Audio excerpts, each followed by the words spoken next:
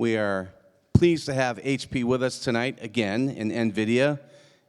And ladies and gentlemen, please, a warm welcome for the head of media and entertainment for HP Workstations, Rick Champagne.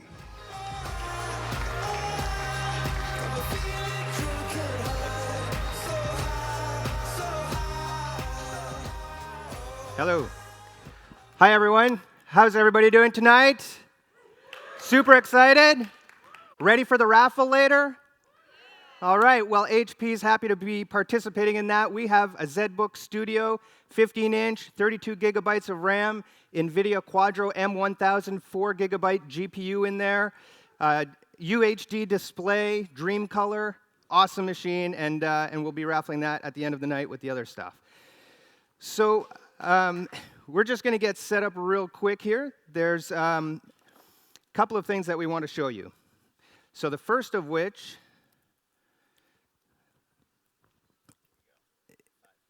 all right, so we're on 6 over here, right? Okay. So I don't know if you know this or not, but HP has been in media and entertainment for over 75 years. We sold our very first product to the Walt Disney Company. It was an audio oscillator, and that product was used in the live production of Disney's Fantasia. So we're really excited about media and entertainment, obviously, but we haven't stopped there. We've been in the industry ever since. Most recently, our color-critical display, the Dream Color, won an Oscar. So we're really proud of that. It works on Linux, Windows, and Mac. So if you're looking for a color-critical display, the Dream Color is a possible option for you. But there are other things that we're paying attention to. We're keeping a close track of all of the things that are happening in the industry. So everything from 4K, 6K, people are shooting 8K now. And so that's something that we're really keeping close track of. We have an 8K editing machine out in our stand over there, so come and see that. Obviously, high frame rates, HDR, we're paying very close attention to that, and we have the hardware to do that, powered by NVIDIA Quadro graphics. Next month, we're going to have the NVIDIA Pascal graphics in our high-end editing stations. So, and then, of course, we have an NVIDIA VR-ready workstation today. So, again, that's powered by a Quadro M6000, and in the future, of course, it'll be Pascal. There's one other thing I'm going to show you here. So if we can switch over to number 5. So what we're going to show you here is, why is HP using a MacBook Pro? I'll tell you why. So we're going to play this 4K video, and Rick, maybe you can describe what's going on in the timeline there. Very simple stuff. Yeah, so this is a 4K video that we got from our friends at Brain Farm up in Wyoming, Jackson Hole, Wyoming. You see it's playing back, and what we did was we added a lumetri color effect to it, and it's not moving too quickly, is it? There we go, a little chunky on this MacBook Pro. But you love your MacBook Pro, and we recognize that maybe when you're out on the road and you want to be able to use your MacBook Pro, but still get the power of something like an HP Z workstation with a high-end GPU, such as an NVIDIA Quadro M6000, we're going to let you to continue to do that. So we have, under the table here, a Z640. And so, Rick, if you want to show the MacBook Pro using the Z640. So from this MacBook, we're running a piece of software called the HP Remote Graphics software. Now, don't blink.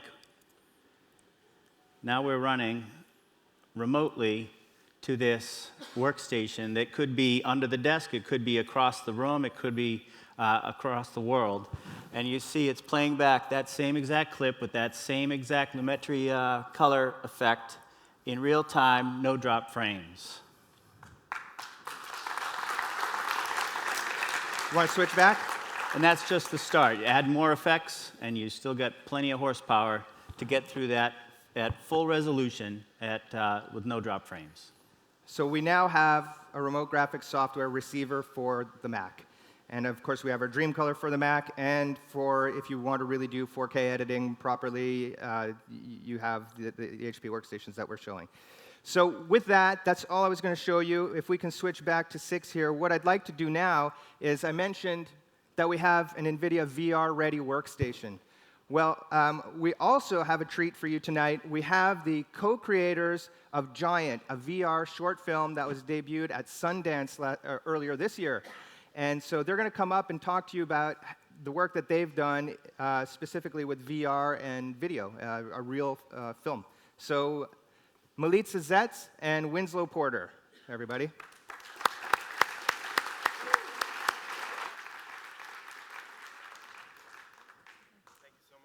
Thank you. Hi, everyone. So yeah, we're switching gears and talking a little bit about VR. Giant is a virtual reality experience inspired by real events, but before we go there, we just want to mention briefly that I come from an editing background and filmmaking background, so this is my first virtual reality piece that I directed and co-created, and Winslow was a producer and co-creator. I work on numerous documentaries. One of them, Fire Under the Snow, was screened here at the IDFA. This is my second time in Amsterdam. And I've been working with the performance artist Marina Abramovic for about 10 years.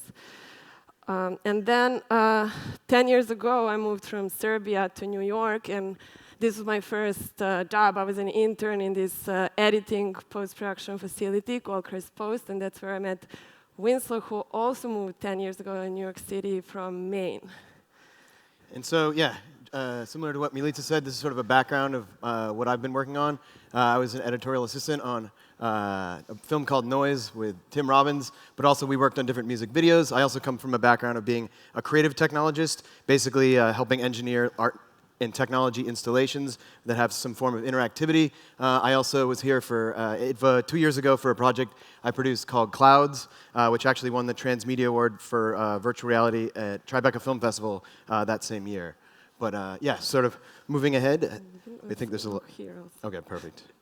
So Giant is it's about a family hiding in a basement during the war.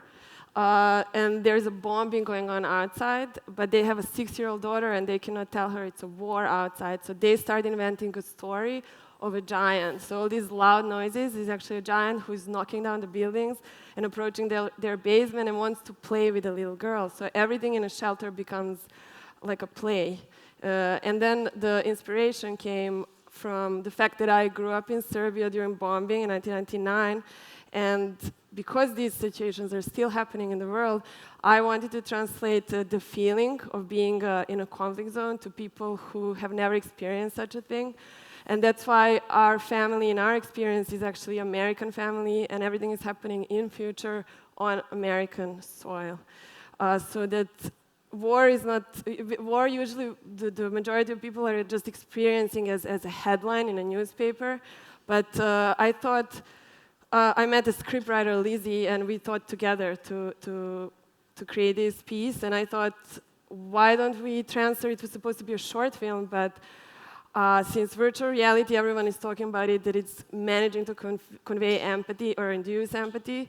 So I thought, why don't we try? Why don't we see if the people are actually going to feel what does it mean to be in the shoes of a family in a war?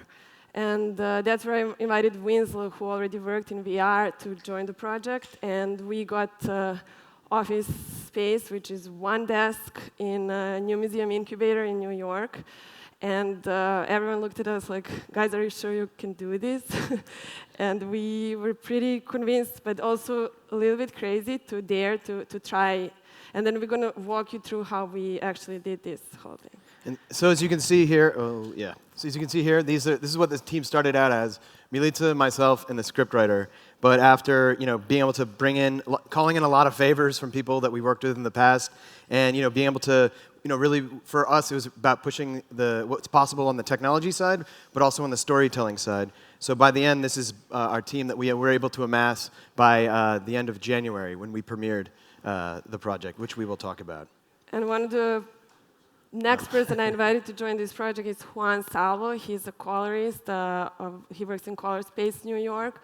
So he helped us actually create this whole process of shooting that we're going to go into details about it. But Juan is my friend, and he introduced us actually to the green screen studio where we did the whole process. And the interesting thing about Giant is that we made it in a video game engine, so we also brought on somebody who is a lead technical artist, Jack Karen, who I worked with, who was from Framestore. Now he's at HoloLens, but we worked on a couple projects together. Notably, he worked on the Game of Thrones project, which got a lot of buzz. And then also Todd Bryant, he teaches mocap at NYU and also Unreal Engine development.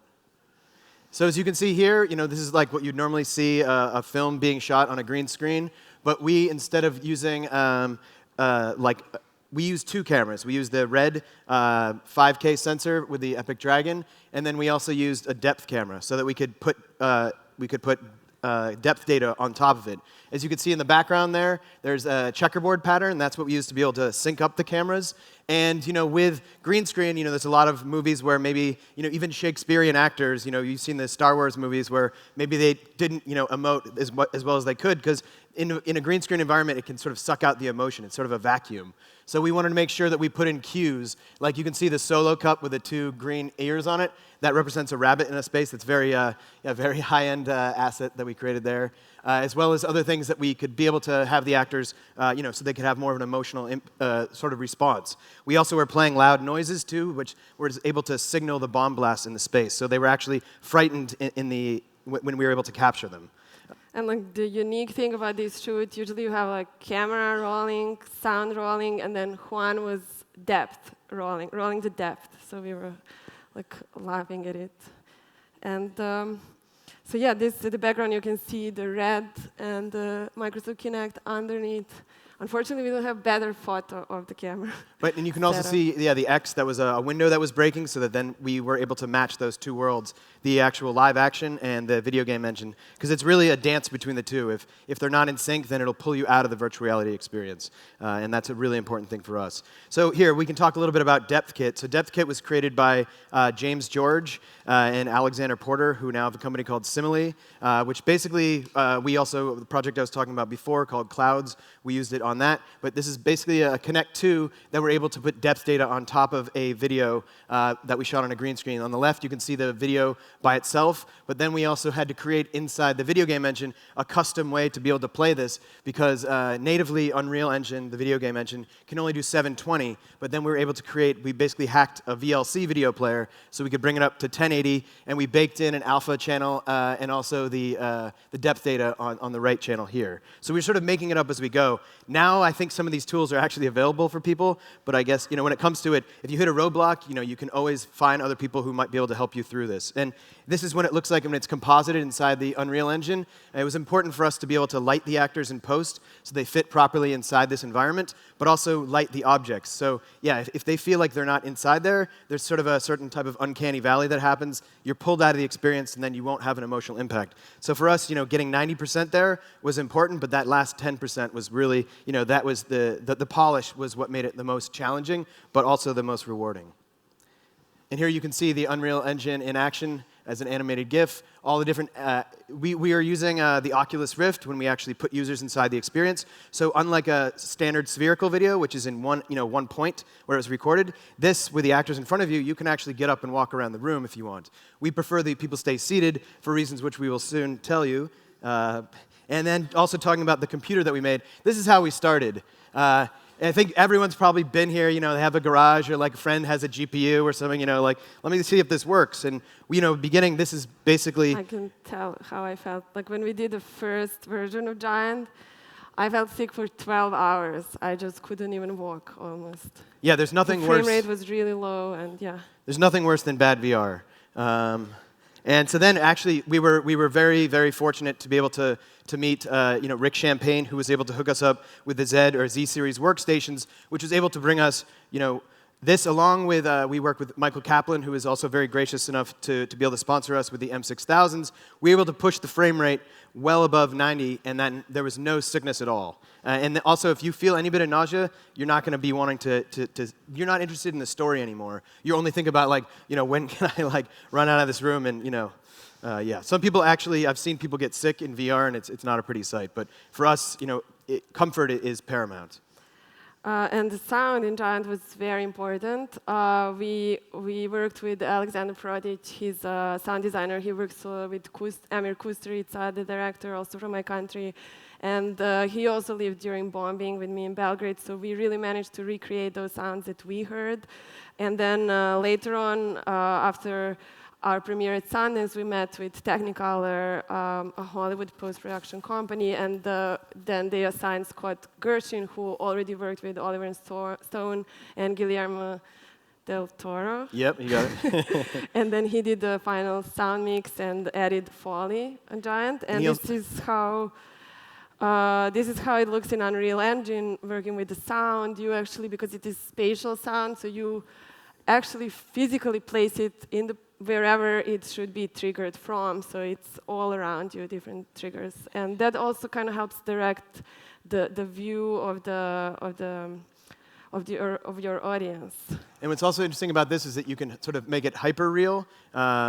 It's one of the first times that we've been able to do it where, yeah, being able to place an object and have it move around, but you can really enhance the audio experience. I strongly recommend. This looks a little bit sort of daunting, or like but as soon as you do it, it becomes very easy and very straightforward, and you can learn a lot from the process.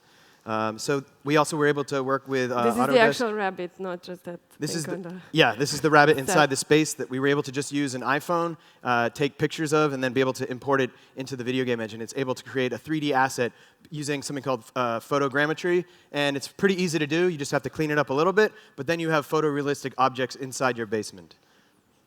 And this is a butt kicker. This is probably one of the best, kept secrets. It's a little parlor trick in VR. Anything that can allow you to have a physical embodiment of your experience, we wanted to really be able to simulate the bomb blast. So we put a $45 generic bass transducer at the bottom of a $5 IKEA stool. We've seen people that have $20,000 haptic chairs. You don't really need that. In order to You need it if you can afford it. Yeah, if you can afford it, then that's great. There's companies like D-Box out there that are amazing, but this will really help bring the viewer, the physical embodiment inside the virtual space. It sells the experience to people. And we found that, that there is a difference between, with it and without it. And this is basically the patch that we use to be able to sync the whole experience together using Max MSP jitter. We also used Houdini for certain parts of our project. And then how we managed to do this, because basically Sundance started giving us deadlines. We applied, and then they wanted to see more and more every month. And finally, this is kind of what Sundance kept telling us while we were making it. This is pretty encouraging. And finally, they approved the project, so we got in. And then we left our office, which is this desk in New York. We packed all our boxes there and brought all of our computers, HP computers, with us. And this is where we arrived. We had like 5 days to set it up, and this is what we kind of planned to show it to 3 people at the same time, because so we can have more people go through the experience. Usually at these kind of events, there's 1 person at a time, so which doesn't allow too many people to see it. So this is how it actually looked like at Sundance, these 3 chairs with butt kickers. We made the 5 by 5 meters dark room so that it kind of has the feel of the basement where the family is hiding. So when you already enter, you start feeling something, and this is the message we projected at the end of the experience. I